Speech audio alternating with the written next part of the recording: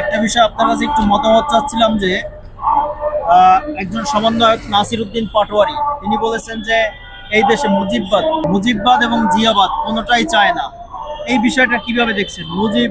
শেখ মুজিব এবং জিয়াউর রহমানের পার্থক্যটা যদি একটু বলতেন, বা চায় না এই বিষয়ে আসলে সমন্বয়ক যে সমন্বয়কের বলে থাকুক, এটা হয়তো বা জিয়াউর রহমান সম্পর্কে তার কোনো আইডিয়া বা ধারণা নাই। কারণ 1971 সালে জিয়াউর রহমান স্বাধীনতার ঘোষণার মাধ্যমে কিন্তু ওনার পরিচিতি, মানে দেশবাসী ওনাকে চেনে প্রথম। এবং উনি সশরীরে যুদ্ধ করেছেন, যুদ্ধক্ষেত্রে থেকে কিন্তু পালিয়ে যায় নাই। এবং পক্ষান্তরে আমরা যদি আরেক পাশে দেখি যে শেখ মুজিব পাকিস্তানের সাথে আতাত করে উনি নিজেকে রক্ষা করবার জন্য, বেঁচে থাকবার জন্য উনি কিন্তু তাদের সাথে চলে যায় এবং তার পরিবার যেন ভালো থাকে, তার পরিবারের খাবার দাবার বন্দোবস্ত করে কিন্তু উনি যায়, আত্মসমর্পণ করে। কিন্তু জিয়া রহমান, আমরা যে মানে আমার বাবার কাছে শোনা, আমি তো মুক্তিযুদ্ধের সময় আমার জন্ম হয় নাই, কিন্তু আমার বাবার কোলে শুয়ে শুয়ে যে গল্পগুলো শুনতাম, সেটা মানে এটা রাজনীতির বাইরের সে গল্পগুলো ছিল। তো আমার বাবার কাছে যেটা শুনেছি যে শহীদ রাষ্ট্রপতি জিয়াউর রহমান যখন যুদ্ধক্ষেত্রে যান, তখন ওনার পরিবার কোথায় আছে, কিভাবে আছে, উনি কোনো রকম মানে চিন্তা তার আসে নাই। উনি শুধু ওনার দেশকে কিভাবে রক্ষা করবেন, দেশকে কিভাবে শত্রুর হাত থেকে, পাকিস্তানের হাত থেকে বাঁচাবেন, সেই চিন্তা নিয়েই উনি কিন্তু যুদ্ধে গিয়েছেন। এবং স্বাধীনতার যে ঘোষণা দিয়েছেন, দেশ যদি স্বাধীন না হতো তাহলে কিন্তু ওনাকে হয়তো বা ফাঁসির কাস্টে ঝুলতে হতো। কিন্তু এই যে স্বাধীনতার ঘোষণা দেওয়ার মাধ্যমে বাংলাদেশ একটি নতুন বাংলাদেশ জন্ম নিয়েছে। এবং আমি মনে করি যে 1971 সালে শহীদ রাষ্ট্রপতি জিয়াউর রহমান ছিলেন মুক্তিযুদ্ধের মানে অনেক চেতনার গল্প শোনায়। আসলে এটা যদি দাবিদার হয়, শহীদ রাষ্ট্রপতি জিয়াউর রহমান ছিলেন মূল দাবিদার সেই যুদ্ধে জয়লাভ করা। এবং পরবর্তীতে একটি বিপ্লবের মাধ্যমে, মানে ছাত্র জনতার বিপ্লবের মাধ্যমে যখন আমরা দেখি যে 7ই নভেম্বর উনি মানে দায়িত্ব নেন বাংলাদেশের, এবং 3.5 বছরে বাংলাদেশকে একটি মানে তলাবিহীন ঝুড়ি যাকে বলে, বাংলাদেশের মানুষ যখন দুর্ভিক্ষে খাবার পেত না, ওই যে জাল পরে মহিলাদেরকে মানে লজ্জা নিবারণ করতে হতো। আমরা যখন দেখি সেই জয়নুল আবেদিনের আঁকা সেই 71-এ যখন 75-এ যখন ছবি দেখি যে কুকুর এবং মানুষ এক পাত্রে খাবার খাচ্ছে, আসলে এই রকম একটা বাংলাদেশকে শহীদ রাষ্ট্রপতি জিয়াউর রহমান এমন ভাবে তুলে নিয়ে এসেছিলেন যে সারা বিশ্বের বুকে উনি এটি আত্মনির্ভরশীল দেশ হিসেবে বাংলাদেশকে তৈরি করেছিলেন মাত্র 3.5 বছরে। এটি একটি মাইল ফলক শহীদ রাষ্ট্রপতি জিয়াউর রহমানের সেই অবদানটা। এবং তার পরিপ্রেক্ষিতে এই যে বর্তমানে যে গত 17-16 বছরের আমাদের যে আন্দোলন, বিএনপির প্রায় হাজার হাজার নেতা কর্মী আন্দোলন করতে গিয়ে শহীদ হয়েছে, ভূমির শিকার হয়েছে, এবং অজস্র নেতা কর্মী এখনো পঙ্গুত্ব বরণ করে, হাত নাই, পা নাই, চোখ নাই, তারা ঘরে বের হতে পারে না, ঘরে হয়তো পঙ্গুত্ব অবস্থায় জীবনযাপন করছে। আসলে এমন একটি প্রেক্ষাপটে আসলো জুলাই আগস্ট। এই জুলাই আগস্ট কিন্তু একদিনের জুলাই আগস্ট না। এই জুলাই আগস্ট যারা দাবি করে যে তাদের নিজস্ব মানে নিজের, এটা যারা নিজের বলে দাবি করে, তাদেরকে শুধু একটি বলতে চাই, এই জুলাই আগস্ট কিন্তু এই 18 বছর, 16 বছরও না, 18 বছরের আন্দোলনের ফসল। এবং যারা বিএনপি এবং প্রতিটা রাজনৈতিক অঙ্গ সংগঠন, মানে আওয়ামী লীগের সরকারের ক্ষমতার বাইরে যেসব প্রতিবাদী সংগঠন ছিল, সকলের কিন্তু আন্দোলনের ফসল কিন্তু এই 5ই আগস্ট এবং জুলাই আগস্টের গণ অভ্যুত্থান, যেটা সর্বমহল থেকে সেই আন্দোলনে সম্পৃক্ততা ছিল। এবং এই সম্পৃক্ততার মাধ্যমে কিন্তু গণ অভ্যুত্থান ঘটেছে এবং 5ই আগস্ট আমরা একটি নতুন বাংলাদেশ উপহার পেয়েছি। আজকে যারা ওই যে মানে শেখ মুজিব এবং জিয়াউর রহমানকে এক পাত্রে মাপতে চায়, তাদেরকে শুধু একটুকুই বলবো যে তাদেরকে ইতিহাস জানা উচিত, ইতিহাস থেকে তাদেরকে মানে পর্যালোচনা করা উচিত। কারণ এখনকার বাচ্চারা, আমরা যতটুকু জানি, ইতিহাস তাদের কোনো জ্ঞান নাই। এই 16 বছরে বই পুস্তকে জিয়াউর রহমানকে নিয়ে ভুল ইনফরমেশন বই পুস্তকে দেওয়া হয়েছিল এবং তারা ওই শিক্ষায় শিক্ষিত হয়েছে। এখন ইতিহাস পরিবর্তন হবে ইনশাল্লাহ। এবং শেখ মুজিব যে যুদ্ধক্ষেত্র থেকে পালিয়ে গিয়েছিল পাকিস্তানের সাথে আঘাত করে, এবং গত 16 বছরের শেখ হাসিনার যে দানবীয় শাসন, এটাও কিন্তু মানুষ আস্তে আস্তে সবাই জানতে পারবে এবং বই পুস্তকেও কিন্তু এগুলো আসবে। এবং আমি শুধু এটুকু বলবো যে সমন্বয়কারী এটা বলেছেন, আমি বলবো যে ভবিষ্যতে কখনোই এ ধরনের উক্তি যেন আমরা কোনো সমন্বয়কের কাছ থেকে আর না পাই, কারণ সঠিক ইতিহাস পর্যালোচনা করেই যেন তারা বক্তব্য রাখেন, এটাই আশা আমার। আরেকটা বিষয়ে সমন্বয়কের কেন্দ্রীয় পর্যায়ে যারা আছে যেমন সার্জিস এবং হাসানাত, তারা বলার চেষ্টা করছে 24-এর অভ্যুত্থান যদি না হয়তো তাহলে 29 সাল পর্যন্ত নির্বাচনের জন্য বিএনপির অপেক্ষা করতে হইতো। এখন নির্বাচনের জন্য এত তাড়াহুড়া কেন? এই বিষয়টা কিভাবে দেখছেন তাদের এই মন্তব্য? সার্জিস এবং হাসনাত ওরা আসলে খুবই ছোট, তারপরও আন্দোলনের ক্ষেত্রে তাদের অনেক অবদান, অনেক ভূমিকা। গত 16 বছর আমরা যে আন্দোলনগুলো করেছি, আমরা হয়তো আন্দোলনে সাকসেস হই নাই। ওই যে বললাম যে অনেক প্রাণ ক্ষত হয়েছে, অনেক ভাইদেরকে আমরা শহীদ হয়েছে, অনেক ভাই অনেক গুমের শিকার হয়েছে। এবং এই যে আমাদের সারা বাংলাদেশ ব্যাপী যে লক্ষ লক্ষ বিএনপি নেতা কর্মী এই জুলাই আগস্টে কিন্তু সম্পৃক্ত ছিল এবং আমি নিজেও কিন্তু সেই আন্দোলনে সম্পৃক্ত ছিলাম। এখন যদি তারা এটাকে নিজের বলে দাবি করে, আসলে এটা আমি বলবো তাদের এটা বোকামি চাওয়া।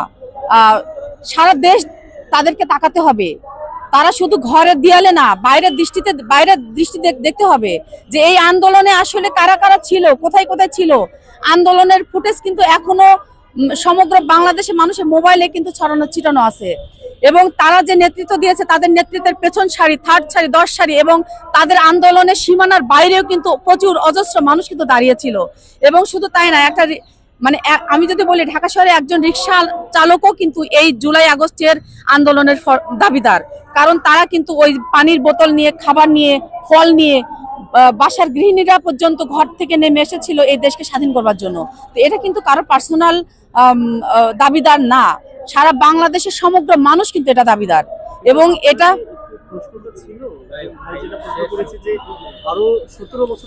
হ্যাঁ, এখন আমি যেটা বলতে চাই, এটা কিন্তু সার্বিকভাবে বাংলাদেশের সকল মানুষের আন্দোলনের ফলেই কিন্তু এই 5ই আগস্ট এসেছে এবং এই গণ অভ্যুত্থান এসেছে। এবং যেটাকে বলি আমরা 36 জুলাই যদি আমরা সফল না হতাম, গণ অভ্যুত্থান না হতো, শুধু আমরা কেন, বিএনপি কেন, ওই যারা এখন বলছে যে শুধু তাদের কারণে দেশ স্বাধীন হয়েছে বা গণ অভ্যুত্থান ঘটেছে, এটা তাদের নিতান্তই ভুল ধারণা। কারণ শেখ হাসিনার একটা দানবীয় শাসন শুধু কিন্তু বিএনপি নেতাকর্মীরাই যে শুধু নির্যাতিত হয়েছে তা কিন্তু না, সারা বাংলাদেশের মানুষ কিন্তু ভুক্তভোগী ছিল। সাধারণ মানুষ তাদের ঠিকমতো দ্রব্যমূল্যের যে ঊর্ধ্বগতি, তারা ঠিকমতো খাবার পেত না। গ্যাস, বিদ্যুৎ থেকে শুরু করে মানুষের ক্রয় সীমার ঊর্ধ্বে ছিল। সাধারণ মানুষ কোনো প্রতিবাদ করতে গেলে তাদেরকে আক্রমণের শিকার হতে হতো। বিএনপির নেতাকর্মীদের চেয়ে সাধারণ মানুষ তো বেশি নির্যাতিত হয়েছে। তারা যে দাবি করে যে এটা যদি স্বাধীন না হতো তাহলে আমাদের কি হতো, আমরা তো বাংলাদেশের বাইরে কিছু না, আমরা মিলেই তো সমগ্র বাংলাদেশই তো এই দানবীয় সরকারের কাছে নির্যাতিত হচ্ছিল। তো এটা যদি 5ই আগস্ট না হতো, গণ অভ্যুত্থান, আমরা যেমন সাফার করতাম, সারা বাংলাদেশ, সমগ্র বাংলাদেশই কিন্তু এবার সাফার হতে হতো। এবং আপনারা জানেন যে ইন্ডিয়ার কাছে যে সারা বাংলাদেশের আমাদের সকল ব্যবসা বাণিজ্য থেকে সকল কিছু শেখ হাসিনা নির্দ্বিধায় ইন্ডিয়াকে দিয়ে যাচ্ছিল। তো এটা কি শুধু বিএনপির একা ক্ষতি হচ্ছিল? বিএনপির তো একা ক্ষতি হচ্ছে না, সমগ্র বাংলাদেশের মানুষ এখানে সাফার করছে। সমগ্র বাংলাদেশের সকল জনগণেরই তো অধিকার। এই বাংলাদেশটা শুধু বিএনপির নেতাকর্মীদের জন্য না, সমগ্র মানুষের এই বাংলাদেশ। তো একটি সামান্য একটা বিষয় যদি শেখ হাসিনা যেভাবে দেশকে বিক্রি করে দিচ্ছিল, এখানে সমগ্র আমি মনে করি যে এই 18 কোটি মানুষেরই কিন্তু ক্ষতি। এবং এই বাংলাদেশ যদি ভালো থাকে, 18 কোটি মানুষ কিন্তু ভালো থাকবে, শুধু বিএনপি একা ভালো থাকবে না। তো এই যে দীর্ঘমেয়াদী যে আন্দোলনের ফলে একটি স্বাধীন রাষ্ট্র আমরা পেয়েছি, এটা সমগ্র বাংলাদেশই এটার উপভোগ করেছে এবং সকলের প্রচেষ্টাই কিন্তু এই স্বাধীনতা এসেছে। এবং এটা যদি ব্যত্যয় ঘটতো কোনো কিছু, এটা সমগ্র বাংলাদেশকে সাফার করতে হতো। একটা প্রশ্ন করতে চাই, যেমনটি আপনি বললেন যে এই জুলাই আগস্ট কারো একার না, সমন্বয়করা এবং উপদেষ্টারা মিলে দেশটাকে নতুনভাবে পরিচালনা করছেন। এবং সমন্বয়ক এবং উপদেষ্টাদের মধ্যে অনেকে কিন্তু তারা শিক্ষা জীবনে চলমান রয়েছে, তারা অনেকে শিক্ষার্থী। তো এই শিক্ষার্থী থেকে তারা অনেকে মিডিয়ার সামনে এসে অনেক বক্তব্য দিয়ে থাকেন। তো তো অনেক সময় দেখা যায় যে স্লিপ অফ টাং, অনেক সময় ভুল শব্দ তারা উচ্চারণ করে ফেলেন। একজন বাংলাদেশের নাগরিক হিসেবে, একজন রাজনীতিবিদ বা যাই হোক না কেন, আপনি একজন সিনিয়র ব্যক্তিত্ব হিসেবে তাদেরকে কোনো সতর্কবাণী বা তাদের কোনো উপদেশ দিতে চান কিনা, যে মিডিয়ার সামনে যখন তারা কথা বলবে তাদের শব্দগুলো যেন আরো গঠনমূলক হয়? না, আসলে এটা উপদেশ বা ভুল আমি এটা বলবো না।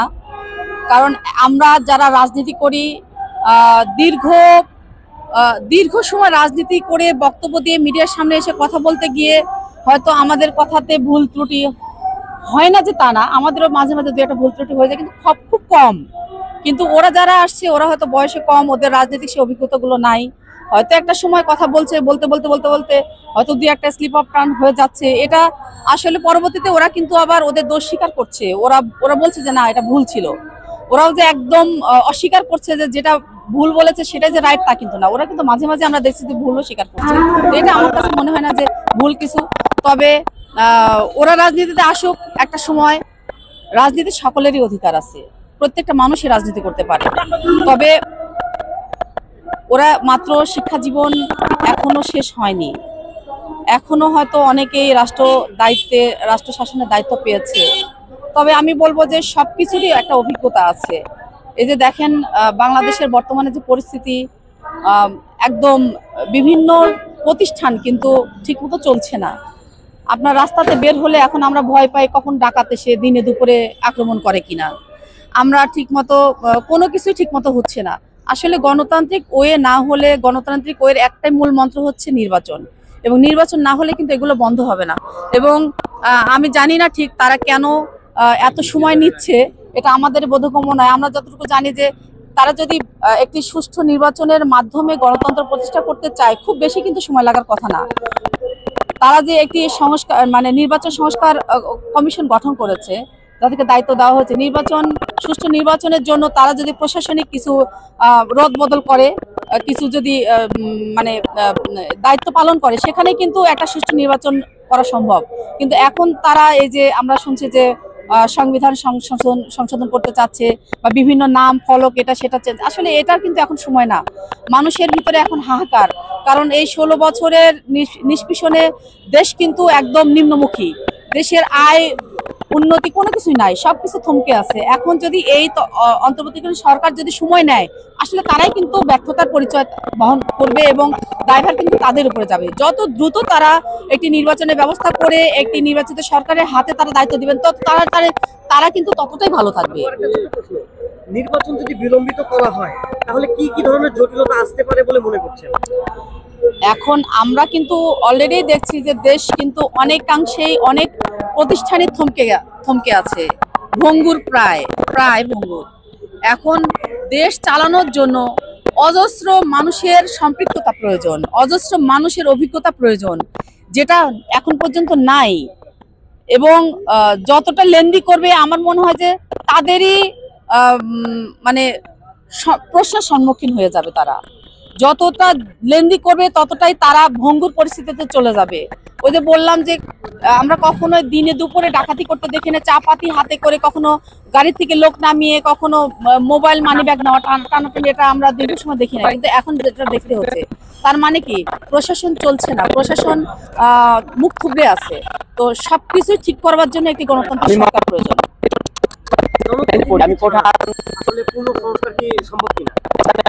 জনপ্রতিনিধি ছাড়া কোনো মতেই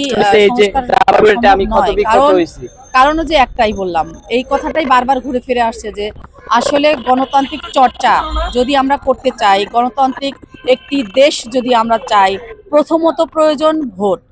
আর এই বাংলাদেশের মানুষ, আমরা গত তিনটা সময় আমরা কিন্তু সুষ্ঠু কোনো ভোট দেখি নাই। ওই যে আমরা 14 সালের যদি কথা বলি, 14তে আমরা দেখেছি যে বিনা ভোটেই তারা সরকার গঠন করেছে, যেখানে মানুষকে ভোট কেন্দ্রে ভোট দিতে যেতে হয় নাই। আবার আমরা কি দেখলাম 18তে এসে, যে দিনের ভোট আগের দিন রাতেই তারা দিয়ে ফেলেছে। তো এইভাবে তো আসলে কোনো গণতান্ত্রিক সরকার প্রতিষ্ঠিত হয় না। মানুষের ম্যান্ডেট যেখানে নাই, সেখানে কোনো দেশ চলতে পারে না।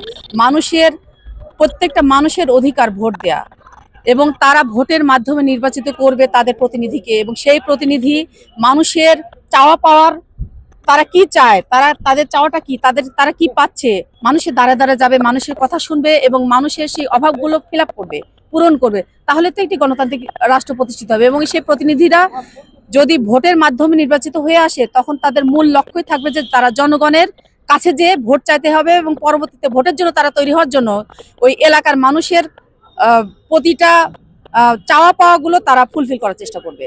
আপু, দীর্ঘদিন বিএনপি ক্ষমতার বাইরে ছিল, মানুষ বলছে যে এতদিন নির্বাচন কেন চায়নি, এখন কেন নির্বাচন চাইছে, মাত্র এই সরকারের বয়স হয়েছে 6 মাস। একটা ভোট করবার জন্য 6 মাস অলরেডি শেষ।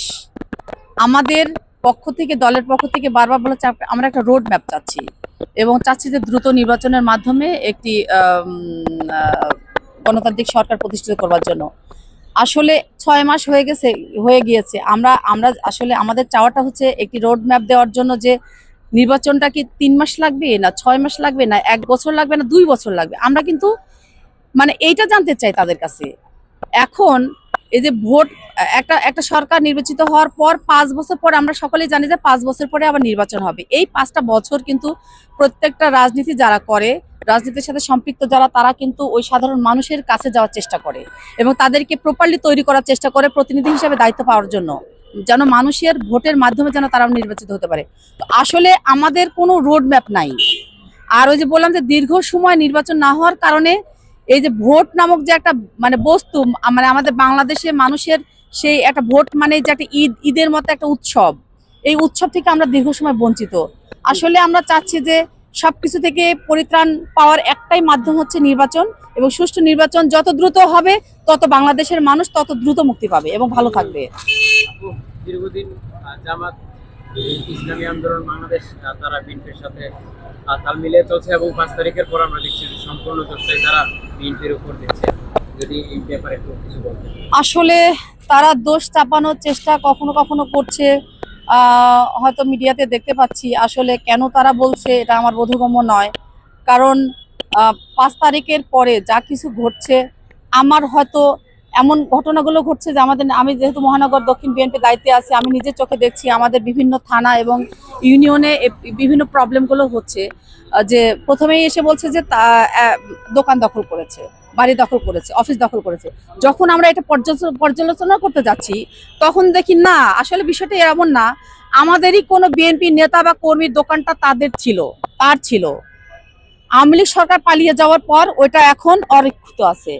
যখন আমাদের নেতা কর্মীরা যাচ্ছে যে তার নিজের জায়গাটা, নিজের অফিসটা, নিজের দোকানটা, নিজের বাড়িটা বুঝিয়ে নেওয়ার জন্য, তখন মিডিয়া এটা অপপ্রচার চালাচ্ছে এবং বিশেষ মহল থেকেও এটা বলার চেষ্টা করছে যে বিএনপি নেতা কর্মীরা এটা চাঁদাবাজি করছে বা দখলবাজি করছে। আসলে কিন্তু মূল বিষয় কিন্তু তা না, এবং ভুলভাবে এটাকে চালানো হচ্ছে।